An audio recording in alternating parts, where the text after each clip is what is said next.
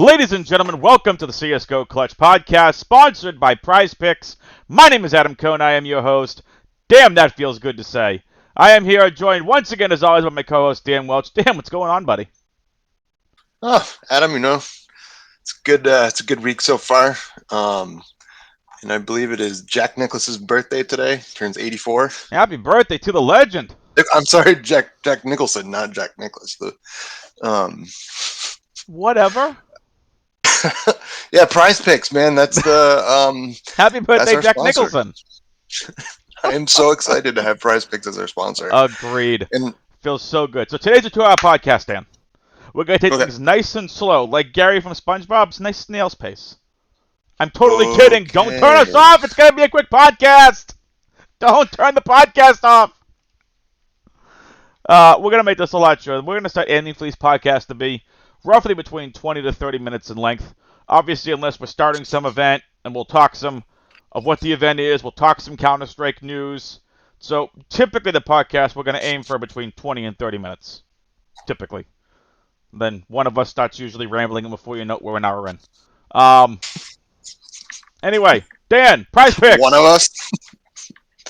Quiet. Prize. Yes, I went on rants yesterday for like almost a half hour, and I apologize to everybody. I was just on rant after rant. Anyway, I apologize. Sometimes you just gotta rant. It's fine. All right, here we go, Dan. Prize Picks. We are happy to announce that if you sign up for Prize Picks, if you're a new depositor, you go to prizepicks.com, you sign up using the promo code CLUTCH. Sorry, promo code CLUTCH, C-L-U-T-C-H. Coincidentally, also the name of this Draftkings tournament. You sign up using the promo code CLUTCH. Prize Picks for new depositors only will match up to 100% of your deposit bonus, up to $100. Take advantage of that. Again, use the promo code CLUTCH. Helps us out, helps you out. Everybody wins money! Because you deposit $100, Prize Picks is giving you an extra $100. And you're gonna go ahead and you're gonna win more money. Dan, we're gonna talk about Prize Picks and our Prize Picks segment at the end of the show. So as always, for those of you that don't know, we went over the new show format yesterday. We're gonna start as always by talking about if it's a new event, we'll break down the event. We'll get into some Counter-Strike news. If there's nothing Dan and I want to talk about in that realm, we're gonna get right into the DFS portion of the podcast, and we'll talk about reviewing the previous main slate winning lineup. Because again, Dan, you and I want to be better DFS players. We want all of our viewers and listeners out there to be better DFS players. So we're going to review the lineup. We're going to talk about it. We're going to break it down. Then we're going to get into the analysis of the upcoming main slate. Once we're done with that, we're going to get into our core, value, GPP, and team stack segment. And then at the end of the podcast is going to be our Prize Pick segment. So again, the whole theory behind this is we're going to talk some CS. We're going to talk some CS news. We're going to break down the winning lineup, so we're going to learn. We're going to analyze for the main slate, break that down. We're going to tell you some of our favorite picks, so you've had a chance to listen to all this. And at the end, we're going to go, okay, Prize Picks. You've had a chance to listen to everything. We're going to give you a little bit extra analysis, and we just want everyone to, it just flows better that way. Because, if Dan and I get to the analysis portion and realize that when we talk to each other, hey, maybe yeah, again, sorry, Dan, I'm going to use the Furia G2 example. You still owe me money for that. Getting me onto G2 and Furia right before. Now that I'm winning, you're going to hit me up? Listen, Dan's been crushing. Dan has been crushing. I think, Dan, what you and I are going to do, too, is, while we don't have any, Tier 1 main slates, when we have a little break in between these events, we may do some special strategy podcasts. And that way there just to help you all out with just some thought process. They're not going to be super long, but just some strategy to help everyone else, all of us, be better DFS players. We may have some guests on the podcast, some guest hosts. And it will be a ton of fun. But so again, that's the new show format. Our Prize Picks segment's going to be at the end. Prize Picks does have up, and we'll give you guys a little bit of, you guys and gals out there, a little teaser for our Prize Pick segment at the end. Our Tier 1 4 picks today are Forrest, Ariel, Tabson, and Blame F. These are going to be interesting, Dan. It's possible you and I are going to have quite a few disagreements on these. I might disagree with you just to disagree with you too. Just as an FYI. Ha, that's fair. Alrighty. I'm in that kind of mood, I like it. All right, Dan, let's get into the winning lineup. Yep. Oh, that name looks familiar. Yep. Lynch 303. I believe it's the same person that won it the other day, the day before. 2 days in a Wasn't it row. yesterday? 2 first-person solo takedowns. 2 first-place solo takedowns. With yet again a solo captain with no runbacks on the team. I don't understand it. I mean, when you have 50 or so lineups, I think kind of makes sense. But Fair. yeah, I mean, if you or I were building, you would probably not land on this. Right. It's just I crazy. usually like to correlate my captain with someone else from a team that I think is going to win, with either one other person or two. It's almost like something that roto grinders would have spit out of their optimizer. It's possible, but you know, Would Dan, you really hand build this? Like, if you looked at this and you know anything about Counter Strike, would you really think that, that this would, I mean, obviously it's different, but well, I mean, like that's the reason you're saying it. You know, let's break it down. Captain James, 80%, 80.8% owned on the flex, 29.9% owned on the captain. It was like the same thing with config the prior slate. We know James went bonkers. He had 135.75 DraftKings points. Why was the optimal captain? Let me read a stat line for you. 69, 9, 52, 13 first kills, 2 1v2 clutches, 3 4Ks, and a 5K. He got 1 ace. 135.75 DraftKings points in the captain spot.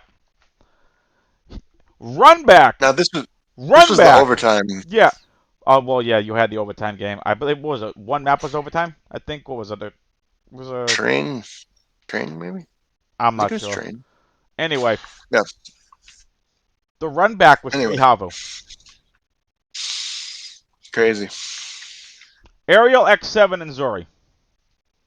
Yeah, and X7 didn't hit until the last map. X7 was going bonkers. Oh wait, no, he had a good full day.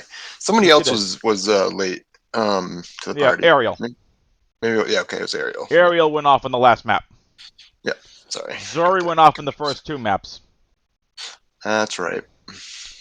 Zori really didn't do much in the last map, but Zori was still optimal. I think he beat us over on the first map. I don't want to talk about it, Dan. I don't want to talk about it. Actually, it might have been the first map that was overtime. Yeah, I think it was train number 1. Whatever it was. Tabson I was working Searson hard, so I from couldn't pay Big. attention. Tabson and Searson from Big. If you watched any of the game, this should not be surprising. Searson went bonkers on Dust 2. Tabson went bonkers on Nuke. Yep. Hey, Art. Hey, Art, if you're listening, that's how you play aggressively in Yard! Just saying. Oh, Adam, remember I thought that Ninja was following me on Twitter today? Yes, I think that happened at the same time we were talking about this. So yeah, someone posted or tagged me in a post that was just a picture of Ninja, saying Ninja is now following you. So I got all excited. Yes, you did. Thought we were and then I got famous. And then I got a text from you a few minutes later. I think it's a scam. It's a dirty trick. It wasn't a scam. Oh, it was a dirty trick. That was it. That was it. Because somebody tagged me in it too. That's the worst part. I don't even know who this person was. Yeah. I mean, so I'm comparing Tabson's performance today to Art's. I mean, Art, he likes playing aggressive outside as the IGL. Tabson's also an IGL. So, they're out there getting information in Yard. And Nuke, it's a little difficult, because you start throwing those wall smokes out by Red Box, or you throw those L smokes by Mini and Garage, it makes things very difficult for the CTs to know or gain any kind of information without someone running out there. Tabson put on a clinic on Nuke. He pushed outside aggressively. Keto was helping push outside aggressively.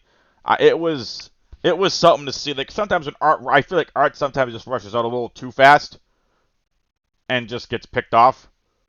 But then other times Art plays outside like a genius. So it's just frustrating. Anyway, Tabson 50, 14, and 38 with the 1v2 clutch, a 4K, 5 first kills, 78.5 DraftKings points. It was something else to say. Again, I usually play one lineup in a large field GPP. I don't typically play with a huge bankroll.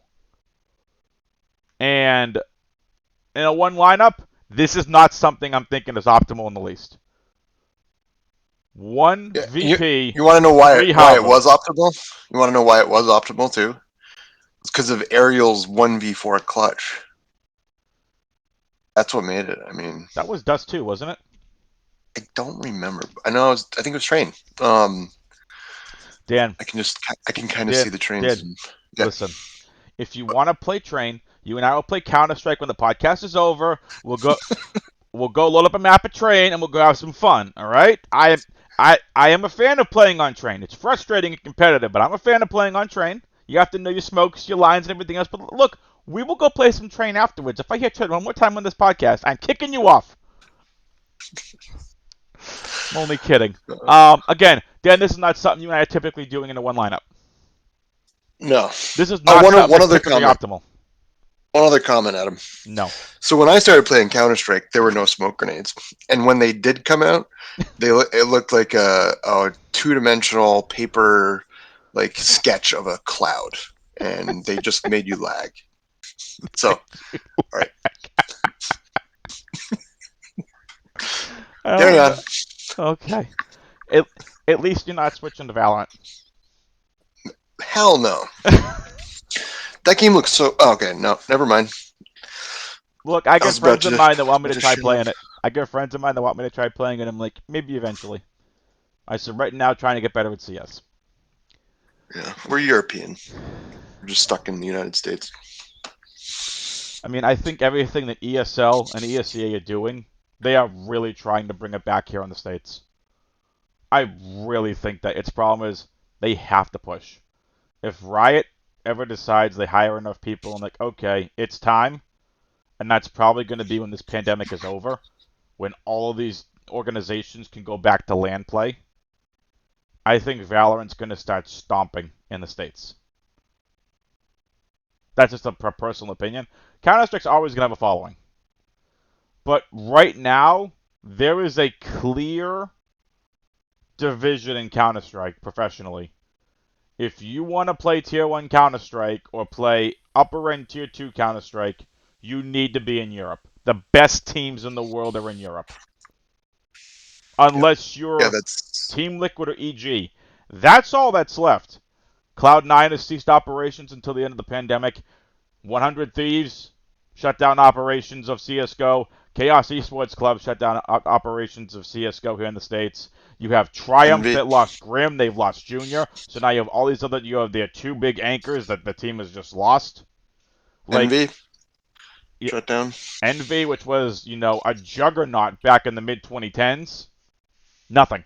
That team shut down. Again, the pandemic has not made this easy for Counter-Strike. At all. They've not made it easy. But if you want to be anywhere, right now it's in Europe. And I have nothing wrong with that. But, I would like to see Counter-Strike revitalized in some way and brought back a little bit more here in the States. But that's besides the point. DraftKings is doing a great job with their product. Prize Picks, love their Counter-Strike product. Yep. And not just saying that because they're our sponsor. Dan and I really love playing on Prize Picks. I like playing all the sports. I play NBA, MLB, NASCAR, golf. I think I tried playing golf once. Counter-Strike, obviously. NFL, when it comes back, I'm sure I'm going to be playing that. It's such a great product. Anyway, Dan, is there anything else you want to talk about here on the winning lineup? I think, this is definitely a unique winning lineup. 100%. I'm curious what this is. Okay. Oh, you Kinder was wow. So I 68. So second place was a full game stack. Except for Tabson. But yeah. Jesus. Game stack, third place. Fifth place, game stack. Huh. It's in sixth place, but you had a 2-1-2-1. Again, Not exactly the most optimal. Here you had a 3-2-1 again with a one-off captain. Oh, he was so close. What I was just the think this is difference? very interesting. A Yeah. game stack just happened to win it today, which again is typically not something you see optimal in Counter-Strike. Anyway, hey, I'm happy for Lynch. 2 solo takedowns 2 days in a row. That's 10 Gs. You love to see it. Congratulations to Lynch 303. Dan, you ready to get into today's slate? I mean, you did ask me if I had any other Well, do you have comments. anything else to So say? Hurry up and say something. We're and on you a clock then you here. just Let's go. started talking. I couldn't get it. So no, I was going to give Dan, you hold some that thought. credit No, I'm kidding. for for the X7 call because I believe you were like, I could remember you saying I really like X7 tomorrow, Mm-hmm. and so I played him, and he was 7% in the bunny hop, and that is the only reason that I did as well as I did. So Well, thank you. you're welcome. Are you giving me 30% of your winnings or what? Maybe like 0.3%. Oh, thanks. 3 whole pennies. I Anyway. think that's like 90 cents. Anyway, X7 definitely was a good call. I thought Airlo would do a lot better than he did. I didn't think Zori would have a decent day. Again, going up against James and how passive he is, and then how aggressive Yakindar is. He had a good day. So it'll be interesting to talk about him here on the main slate. Dan, anything else? I'd just like to, yeah. So my narrative was that it would require individual skill to overtake Havu, but what happened is they showed up, but they just weren't able to win, and that's why I think our lineup, the VP lineups didn't work. Yeah. So just putting that out there. I'll show you about my lineup construction real quick. I decided to go 2-1. I decided to go 3-2-1. I thought Searson would have an absolute field day against EG. To some point, I was right. After map Mhm. 1, I'm feeling really good about the lineup. Keto was more there because of salary relief. Again, I Mhm. had to play an 11,700 captain with Yukindar. So, this was easily a 2v2. I make this James, I make this Zori. Well, I'm looking at probably top 100. Easy. But I made sure I played X7, and I continued to give Ariel the benefit of the doubt after what we saw from 3 months out of him. He looked like he was struggling on train. He looked like, I said it. He looked like he was just struggling until the last map. So I have no idea what's going on there. X7, I've always been a fan of this kid when he was playing different slates throughout DFS. He's got talent. He showed it today. Congrats to Havu knocking off VP. VP out of FunSpark. Well, this event anyway. It's crazy. Yeah. All right. Anything else, or should Let's we go. get into today's slate? Let's go. Let's do this. Dan, first game here on the Adam. slate. Havu versus Dignitas. What are we Um, doing? And can I just point out that Ariel is $9,800? What did he do to deserve that kind of price increase and be the highest priced player on the slate? it's got to be some kind of pricing lag from when he did well in a match. I'm hedging, so that means that I have no preference. Dig maybe more so just because of the ownership is going to be low. But Is it though? I think Even with them being an underdog, are they really going to be underowned? did you see their ownership in the showdown? Was it yesterday yeah, yesterday? I did not. It was ridiculously low. Was it really? Um, yeah. So It's crazy. where is it?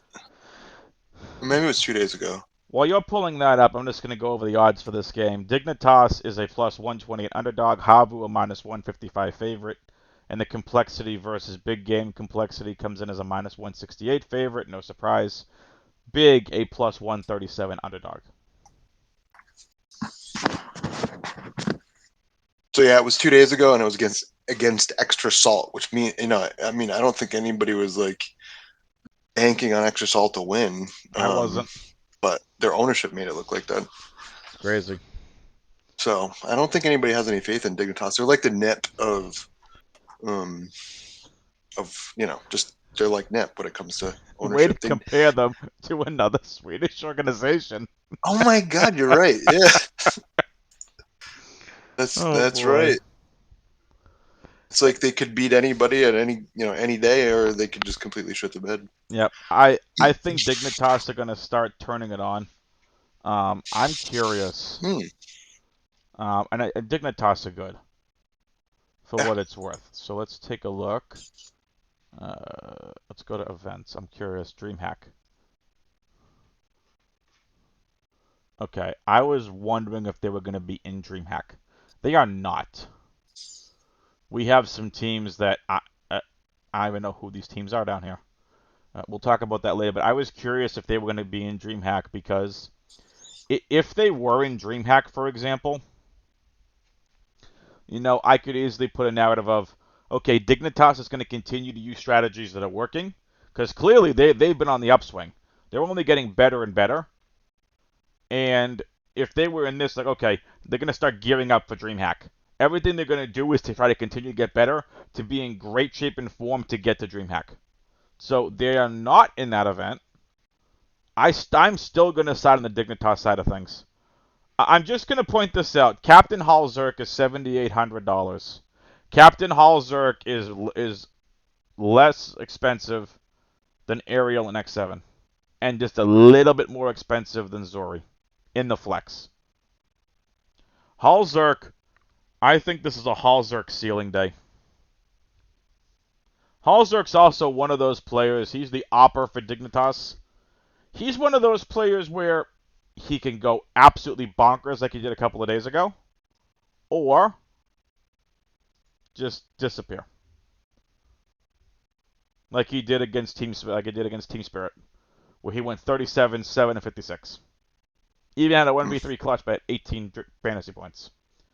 Or the next game in FunSpark versus Evil Geniuses, 45, 9, and 17 with 11 first frags for 93 DraftKings points. Or he's middle of the road, 46 DraftKings points, 45, 62, 20, 62, 62. Oh, look, last time they played Havu, back in Pinnacle. This was back at the beginning of March, before they started getting this good. Hallzerk was 55, 8, 49, 10 first kills for 62 DraftKings points at 7,000. You give me 62 DraftKings points at $5,200? Yes, please. All right. But that 93 number though, like that game against EG, Hallzerk just some bananas. We know he has a fantastic ceiling, or a very high ceiling. So, Mm-hmm. what are you doing with the Havu side of things? Because you definitely sound like you're playing Dignitas. If you wanted to play Havu, who do you like? Um, probably not probably just stay away from Slowy and Yemi, just because I think Agreed. they're too expensive for their potential. And then just sprinkling the other three. But yeah, if I did two single entries, I would do one. I don't know if I would captain any of them, just because the three top guys are kind of expensive. Um, and I kind of like big tomorrow, so Yeah, I could see that being maybe a bloody match. Goes three, and the full potential could be realized for a season. we will see. Um, We will get into that and game in a second. Can I yeah, interest you? Well, I'm just going to get this out there now. I think it's another X7 day. okay, I think it's I another will. X7 day. And to be honest, he's the only Havu player I have any interest in on the slate. If you're playing a second Havu player like Zori, and then Ariel, and like I said, I'm staying away from Slowy and Yemi. Yeah, too expensive. Yep, so that's what I'm doing. And that's that, but I think X7 is going to show up in a huge way for Havu. I might have him as a one-off. Can I ask why? Is it just a gut feeling? Gut feeling. Yeah. I feel more confident in X7 than I do Halzark. I So Might take a little bit of a playage out of Lynch's playbook. Bam. Bam. Bam, bam. Why not? Or, bam. Look how much that leaves me. Yeah. $9,450 per player. But do you need it though? Do I need it? No. And I think we should make this very clear. It's play whoever you want, slate. If you're going Dignitas, you have plenty of salary left over. You don't have to sit there and squeeze in every dollar. Makes your lineups different. Anything else on this game? Nope, I'm good.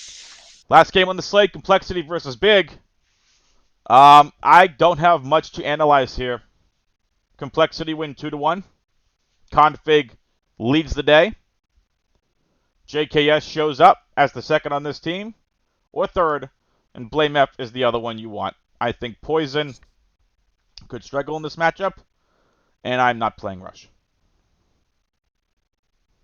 Which is why I think Big wins, and they're just so. I think they're just better tactically right now. You have watched their games, right? Yeah, why? Their games are frustrating. Yeah, explain. Let's get down 11-4 on Nuke on the CT side, and then destroy them T side. But you know who what that says is Nuke is a what CT sided map. EG. No, I know, but it says that the players are individually not probably not as good as Bigs. So someone was failing in one of the bomb sites because I mean, think about it. We've talked about this before. We have to split your CT side, and basically it could be a 2-on-4, 2-on-5 situation. I just find it very frustrating because had EG closed that out, that winning lineup looks very different because Tabson does not get there or have as big of a day as he had. I kind of like complexity because if people use today as an example, or EG is, maybe people thought EG is better than they are, and therefore Big is better than they are. It's going to take EG a while to get to that potential. Well, I'm just thinking of ownership for Big versus complexity. I mean, you could probably Big's just do going to come in lower own than complexity. You think? Yes. Because of pricing? Big's the underdog. Searson Okay. 7,200. When was the last time we saw Searson under 8K? It's been a while. I can't remember. I don't remember the last time Searson was under 8K, to be honest. No, he's always been up at like the Zaiwu and simple prices. He's always been above 8K. So, yeah. If you want to one-off Searson, I'm okay with it. My favorite play from Big, that would be Tabson. I'm going right back to the well. Tabson 1, Searson 2, Xantares 3, Keto 4, and I'm not playing Tizian. You want to play him in MMEs because you're going to play all 20 players, get some exposure to Tizian, but he's not fragging well. Some rounds he looks like he's a great fragger. Other rounds it's like, hey, where's the opponent? They're like, hi. Kill. Shoot. Done. Bye. See you next round. I mean, I can't tell between him and Keto who the support player is. Not sure either. They might swap. Yeah, Keto seems to be like an anchor player too. He likes to anchor, like I've seen him anchor definitely sites. Like he's anchored, for example, B site Dusto. You know he's gonna be there. Oh yeah, he's the second opera on that. Yep. So I mean, like they definitely had different roles. But again, doesn't really matter. I think complexity win. I think they win 2-1. I think Big take a map. I think we see Mirage. I think we see Dust too. I don't think that's not surprising, right? No, not at all. Let's take a look at the map pool just to be safe. I think yeah, we're gonna see. Big will welcome complexity picking Mirage, and they'll just pick Dust too. So yeah, I think we're gonna see Mirage. We'll see Dust too, and probably Inferno. Because we're going to see Complexity ban Vertigo. You know, Big, it'd be nice if we could see you ban Train. But again, and I think Maniac was talking about this, or someone was talking about this today on the thing. You see some of these teams trying some new different things that they've been working on. If Big have been working on Train, then they're going to debut it in this tournament, which really isn't a quote-unquote Tier 1 tournament, but they're going to go ahead and they're going to debut it anyway and try to see how they do on it, see what the stuff they've been working in scrims, and in practice, is it working? So, and nothing wrong with that because you just get a better map pool that way. And obviously, Big are trying new things to try and get better. They've been in the slum for a while. You put Searson on Train, he could have a field day on that map. Again, I don't know why Team Vitality don't play it. Okay, like, hello, Zywoo on Train. Can you say 30 and 10? 30 and 10. Thank you, Dan. It was rhetorical, but thank you. That's a really big word, Adam. I know. I got to use a 25-cent word. And anyway, I think the maps we're going to see are Mirage, Dust 2, Inferno as a decider. Or we could see Nuke as a decider. Because both of these teams don't mind playing on Nuke. But we will see what happens. Dan, anything else you want to talk about? It sounds like you're more on Big, I'm more on Complexity. Yeah, and the other day I went Big and Dig because they rhyme. Maybe I'll do the same thing tomorrow. Oh, here we go. And they're black. First it's black and red, like we're playing roulette, and now it's Big and Dig. The analysis here. Oy. It worked out, Adam. It worked out. That's all I'm gonna say. Anyway, before we get into our core value GPP and team stack segment, please hit that like button right there down below. Hit that subscribe button. Hit the notification bell. That way you all know every single time one of these podcasts drop. And leave a comment down below as well. Tell us what you like, what you don't like, who you like on Prize Picks, and why. And Dan, let's get into it. Core value GPP team stack. Core, I am going to go with Searson. Okay. Value, I am going to go with Tizian, even though you don't like him. And then GPP will be Yemi. After you said Jimmy. I don't want to play Yemi. That's why I would pick him as a GPP play, though. That's fair. All right. They've got potential. Yeah. Core play X7.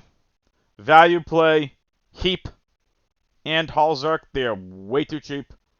GPP play Zori. Okay. Dan, favorite team stack? Big. Favorite team stack for me is Dignitas. I also wouldn't mind Havu. The more I'm thinking about it, I might go Havu, but I'm not going to go two favorites. All right. Let's get into it. This is our prize pick segment, the official debut with picks on the board. Dan, let's go over it. We got 4 Tier 1 players. We're going to go right up here to CSGO. We got 4 Tier 1 players to pick from. Forrest, 34.5 fantasy score is what he is on the board. You over or under? Over. I That's agree. Easy. And again, I'm on the Dignitas side of things. I think Forrest, well, I don't think he smashes the over. I think he definitely is going to get more than 34.5. I think this back and forth between Dignitas and Havu is going to be something to see. Ariel, 39.5. That is a very tight line. Very tight line. That's scary. It kind of feels like a trap. You know what? I agree with you. Because I'm picking the under. And I think he's going to get 38. I'm good with that. I'll go with that. Again, I think this is more an X7 game. And again, so what everyone we want to realize is, if you take a look at the board, you're going to go, well, why are they so low? Don't they play 3 maps sometimes? Yes, this is just maps 1 and 2. Right. Did not know that the first time I did this, by the way. Yep. So I had every over that there was. So just keep in mind when you're picking these, you're picking these based on maps 1 and 2. So a good way, like I've done some of my research of Prize Picks, if you head on over to hltv.org, you can go to some of these players, right? So let's just go back here, and I'm going to go back to FunSpark, and let's just go back to this first game, right? Let's go Dignitas and Havu. And I'm going to go over here to Dignitas. I'm going to go to Forest. I'm going to go all stats for Forest. And I'm going to go online, because we're still playing online. We're not back to LAN yet, over the last 3 months of play. I'm going to go over to this Matches tab. And what you can see here, everybody, and I'm just going to show you all real quick. So let's just take their last 3 games. Their game versus Team Spirit went 3 maps. Okay? In that matchup, Forrest went 21 frags on map 1, 15 on map 2. Okay, so that would have given him 36 points. Because back here on Prize Picks, again, according to the scoring chart, it's very easy. 1 point per kill, minus a point for a team kill. You don't get, there's no assists, there's no deaths, there's nothing else. It's that simple. So do you think he frags more than 35 in 2 maps? We can go back and do our research. Dignitas versus Evil Geniuses, 19 on map 1, 15 on map 2. 34. He wouldn't get there. Versus Extra Salt, and we know how bad Dignitas played versus Extra Salt, right? 16 on map 1, 14 on map 2. Was not getting to 34. Let's head back versus Team Liquid, 15 and 18. He was not getting to 34. 19 and 16. Just got there. So, like, 34 and a half was a tight line.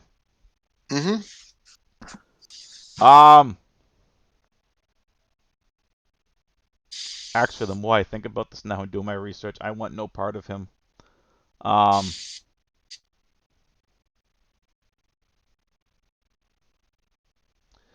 if we go back even, further back, he's gotten more than 34 frags per. He's just been a little bit of a slump. I'm still picking the over. Just keep in mind, if you're going to go by just very recent performance, feel free to go with the under. I'm still picking him to get over. I think he's going to... Well, he's not going to go off in this game. I think he gets more than 35 frags in the first 2 maps. Yeah. But for me, that's like a quick way I can go ahead and do my research. I just come over here and see what he's done for the first couple maps. And just try to get an idea of versus opponent level. Like, obviously, Extra Salt's not as good as Evil Geniuses. Not as good as Team Spirit. Not as good as Team Liquid. Versus their other map with Havu. Again, this was back a while ago. This was just back a week and a half ago. So if we go to this game, this was before we get to the final. Excuse me, actually, this is pretty good to even look at. X7 had 0, Slurry had 14, Zori plus 10, Yemi plus 3. Forest was even. Okay, and that was just on Dust 2. Best of 3. Forest had 35 frags in 2 maps. He just made it. I think it's a case where he gets 35 or 36 and just makes it. Ariel, for me, I think he gets about 37, 38 and just hits the under. Would you agree with that? Over on Forest, under on Ariel? I actually would. I think I'm going to go over on Ariel. Okay, I'm going under on Ariel. Yeah. Tapson, 34 and a half points. Over or under? Over. I'm taking the over as well. Blame F, 37 and a half. Tight under. Line. I'm going under. I don't. He hasn't been performing, and I don't see that this is like a great. I don't know, just a great matchup for him to have any crazy clutches or anything. So I'm gonna go Blame F over, but I think it's a very tight line. So good job, Prize Picks. Very tight lines today. You love to see it. All right, everybody. That's going to do it for the CSGO Clutch Podcast. You can follow Dan on Twitter at Wandelch, WANDELCH. You can follow me on Twitter at AdamWX21. And, Dan, any final thoughts for the slate? Good luck, have fun. I like it. Good luck, have fun, everybody. Crush the slate. Go crush those Prize Picks. Latest, peoples.